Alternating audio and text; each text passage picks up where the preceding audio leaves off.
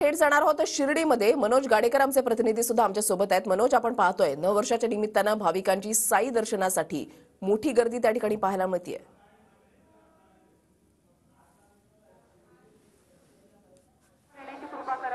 वैरुशली रात्रभर साई मंदिर दर्शनासाठी खुलं होतं आणि पहाटेपासूनच साई भक्तांच्या रांगा ज्या आहेत त्या लागल्याचं पाहायला मिळतंय। साई मंदिर परिसरामधलं हे चित्र आहे।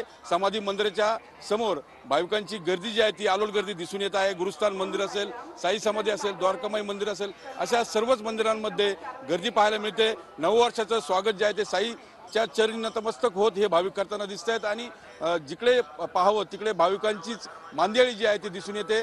महिला असतील, पुरुष असतील, असे सर्वच भाविक जे आहेत ते दर्शनासाठी सकाळपासूनच साई मंदिराकडे येताना दिसत आहेत आणि पायी पालखे देखील शिर्डीमध्ये शेकडोच्या संख्येने दाखल झालेले आहेत। साई मंदिराच्या गाभाऱ्यामध्ये आकर्षक अशी फुलांची सजावट जी आहे ती करण्यात आलेली आहे आणि विद्युत रोषणाई देखील करण्यात आलेली आहे। नववर्षानिमित्तानं भाविक जे आहेत ते अगदी उत्साहात आणि आल्हाददायी वातावरणामध्ये दर्शन घेताना पाहायला मिळत आहेत। साईबाबांच्या मंदिर परिसरामध्ये भाविक बसून बाबांचं नाम स्मरण देखील करताना दिसत आहेत। एकंदरीत जर बघितलं तर जी नवीन दर्शन रांग आहे त्यामुळे एक सुखर दर्शन जे आहे ते भाविकांचं होत आहे आणि त्यामुळे भाविकांनी देखील समाधान व्यक्त केलंय। रुशाली, धन्यवाद मनोज दिलेल्या सविस्तर माहितीसाठी।